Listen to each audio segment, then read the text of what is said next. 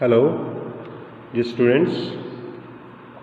In previous lecture, we have studied about the ethanol, important compound of carbon.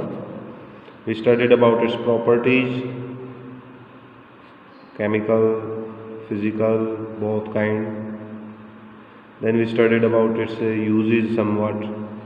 Now we will talk about today another important compound of the same organic, that is ethanoic acid, which is commonly known as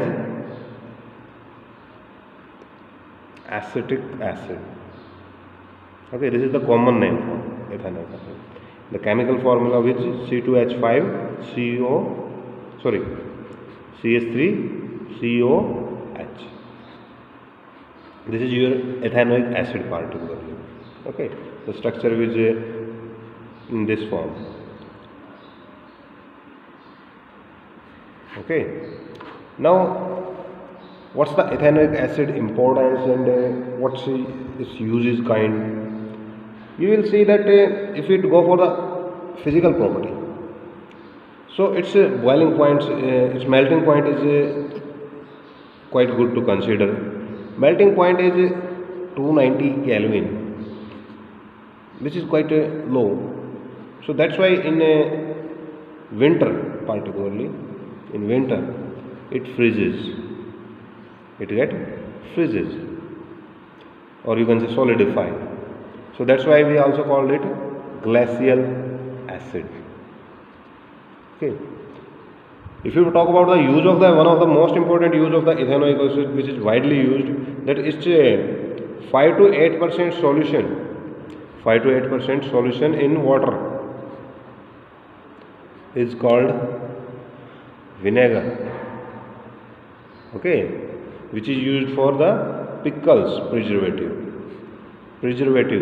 Okay, in case of pickles, which is widely used. Okay, vinegar, one of them. In onions also it is used for the preservation to give them a good taste. So these are some properties, particularly physical one for the ethanoic acids. Now for the chemical one, chemical properties, you know that you have to show the chemical reactions particularly. So the first one you have to show the reaction is the esterification. In esterification formation, mean to say ethanoic acid is one of the most important reaction shows is ester formation. How? When you take any alcohol particularly, like I am taking ethanol and you mix it with some acetic acid in presence of some strong acid catalyst like HCl, halogen acids you can take. So this will undergo reaction and will result in the formation of ester. This is your particular ester dear. Okay, we have already talked about this functional group. So this is your ester which get formed. Esters are sweet smelling substance which is used to prepare perfumes. Okay, sweet smelling soaps, detergents, to give them smell as well. We form the esters particularly. Okay, now further these esters, like I have taken this ester, is then put into caustic soda. And if you put that in caustic soda, what will happen? So it will again gives you back first thing alcohol, but the important compound we are discussing here is salt of sodium. These are known as soaps. Okay, so ester when mixed with caustic soda, the whole process is termed as sponification. Okay, so soaps, how are, I am defining the soaps. Soaps are sodium or potassium salt. Sodium or potassium, mean to say instead of caustic soda we can also take KOH here. Okay, soaps are sodium or potassium salts of long chain of fatty acids. But in the above reaction we have shown only fatty acid, not the long chain. Okay, like this is can be written as a CH3COONA, sodium acetate, but in actual C17H35CONA, that is sodium stearate, is the soft particle only because long chain. Okay, so first reaction is esterification, second reaction is termed as sponification, one of it. Okay, now what are the next some few important property of the acetic acid is that you have to show its reaction, does it reacting with carbonates or bicarbonates or not. So when we talk about the carbonates and bicarbonates, it readily react with them. Okay, producing what? First thing is salt and sodium acetate. Okay, CO2, carbon dioxide and H2 particularly.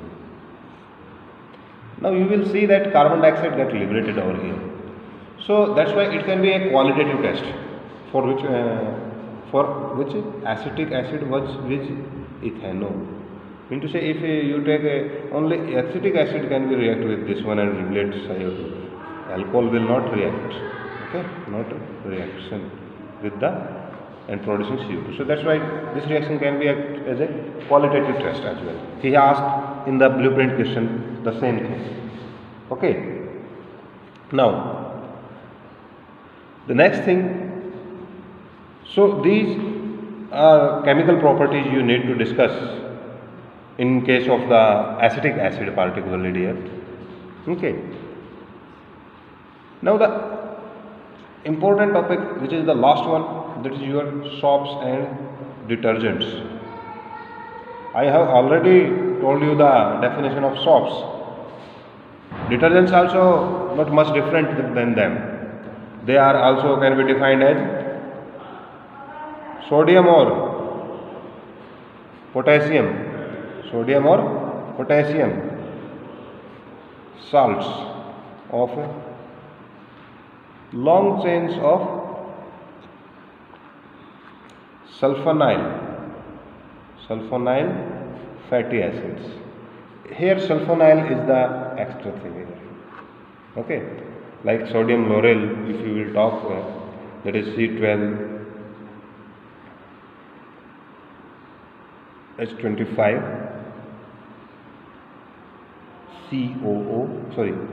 SO3 Na. So this is your sodium lauryl particularly is one of the detergents. Now the important thing you have to explain is the cleaning action of soap or detergent both. So in both you can take simultaneously that cleaning action of soap or detergents can be explained on basis of the what? Micelle formation. And what is the micelle formation? For that you have to study about the, if you want to explain the what is micelle formation, you must know the molecule of a soap. So a soap molecule is represented in this manner here, in which one part is polar. This is polar part. Polar part is always hydrophilic, mean to say water loving, hydrophilic part. And this is representing is the non-polar part. Okay, non-polar part is always hydrophobic. You know that in case of a salt, like I discussed you, C17H35CONA, that is sodium stearate particularly, this C78 mean to say long chain of fatty acid, this part is representing long chain of hydrocarbon, that is C17H35, and this is representing CONA, polar part. Okay, so a soap molecule, first of all you have to explain. If you want to explain the cleaning action of soap, your first will define that yes, it can be explained on the micelle formation.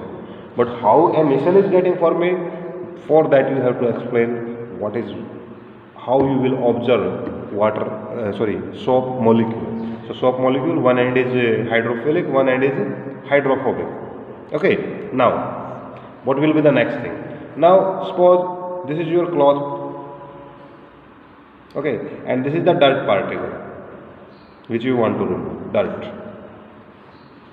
Now when you rinse, put some water inside and you will put some soap over it, and when you rinse particularly, while you are rinsing to form the micelle, that you will see that this dirt particle actually is hydrophobic part loving. So this long chain of the molecules will come and attach to this hydrophobic, and while polar part is remains suspended in the water, because that is the hydrophilic, and a number of molecules get surrounded this dirt particle.